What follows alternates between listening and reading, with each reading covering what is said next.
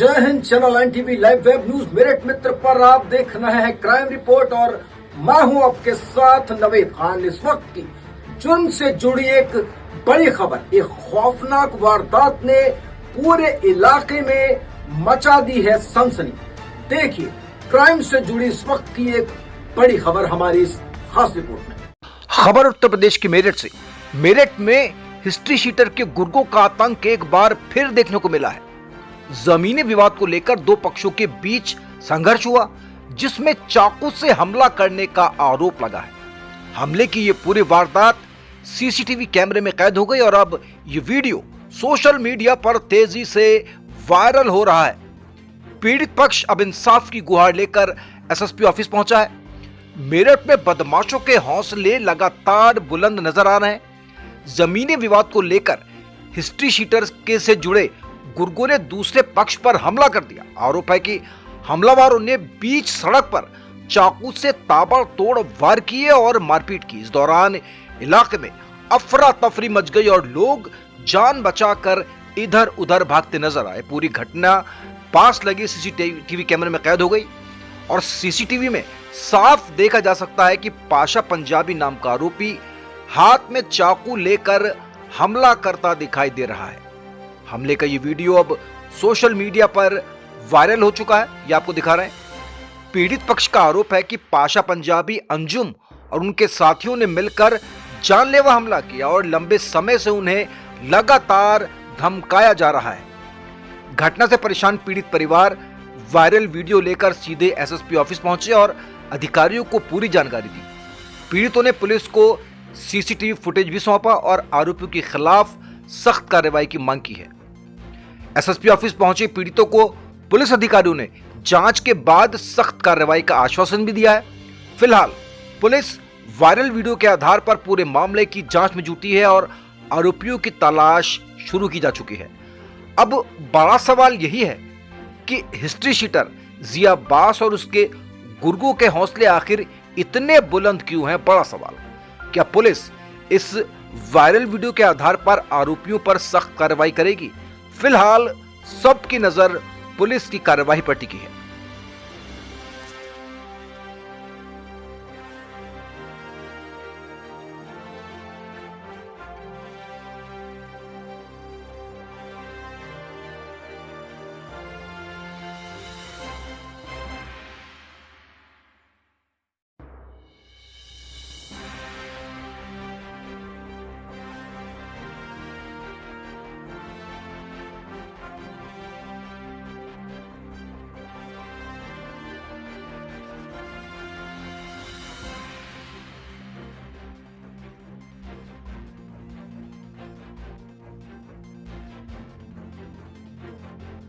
क्या नाम है आपका? मेरा नाम असद रज़ा नकवी है।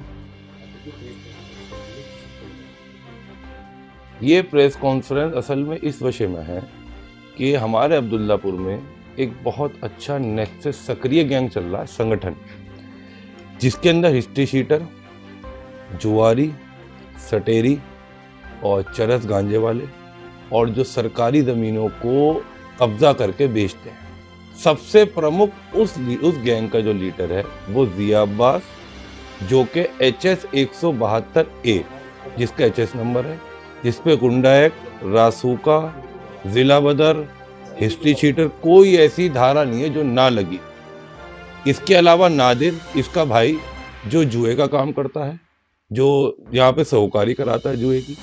हसन बहादुर, तीसरा आदमी, जिसके ऊपर 7 मुकदमे पंजीकृत है सजाए याफ्ता हाई कोर्ट से बेल पर, मुकदमा संख्या 85 सन 1998 दिल्ली गेट। और अभी फर्जी पासपोर्ट का मैंने ही एक मुकदमा 221/2025 थाना दिल्ली गेट में पंजीकृत कराया। इसके बाद आता है इन सब के बीच में जो चलाने वाला है हसन बादशाह पे 3 मुकदमे पंजीकृत हैं, 420, 460, 460, 71 के। इनका यही काम है कि एक बैनामा करते हैं 5 बहनें, हसन बादशाह उसमें गवाह होता है, फिर उसकी दूसरी अम्मी कहीं से निकल के आती हैं, वो अपना उसमें पैदा करती है कि मेरा भी उसमें दावा है। प्रॉपर्टी में एक नहीं, ये लगातार नेक्सस चल रहा है। बराबर हम इसके कह रहे हैं कि इसे रोका जाए। थाना भावनपुर में जितने भी बेचारे पुलिसकर्मी हैं उनको बहकाया जाता है, उनके नाम पे ये काम उगाई करते हैं, किसी को कुछ नहीं पता। उन्होंने आपके आरोप लगाए और जमीनों पे अवैध कब्जे करार दिया। आप देखिए, एचएस तो एक ऐसी बात है, कोई अगर एचएस होगा थाने का तो वो तो वहां खुला हुआ होगा रिकॉर्ड में। दूसरी बात, एक मुकदमा भी इस थाने में भावनपुर में मेरे ऊपर अगर पंजीकृत है और मैं अगर एचएस हूं तो मेरे ऊपर तो पंजीकृत होगा, इसकी डिटेल तो आप निकलवा सकते हैं आराम से, कोई ऐसी बात नहीं है। रही बात कब्जे की, कोई भी प्रॉपर्टी बिना बैनामे के कोई कब्जा नहीं कर सकता। माननीय योगी मुख्यमंत्री जी ने साफ साफ निर्देश दे रखे हैं कि कोई भी ऐसा अवैध कब्जा या कब्जेदार या ऐसे भूमाफिया बिल्कुल भी क्षेत्र में रहने नहीं चाहिए। लगाया है आप बीजेपी का झंडा लगाकर चलते हैं और बीजेपी का नाम लेकर यूज करते हैं। माननीय मंत्री जो है, जो दिनेश तो भी नाम यूज करते हैं, तो दबाव बनाते हैं, लेकिन आपकी पुलिस ने गाड़ी सीज करके उसके बाद झंडा भी उतरवाया, तो ये क्या फर्क रहा है पूरे जिले? बिल्कुल गलत तथ्य है। क्या मुझे किसी की पार्टी का कार्यकर्ता होने के लिए कुछ पूछना पड़ेगा या कोई क्रिमिनल ऑफेंस है किसी पार्टी का कार्यकर्ता होना?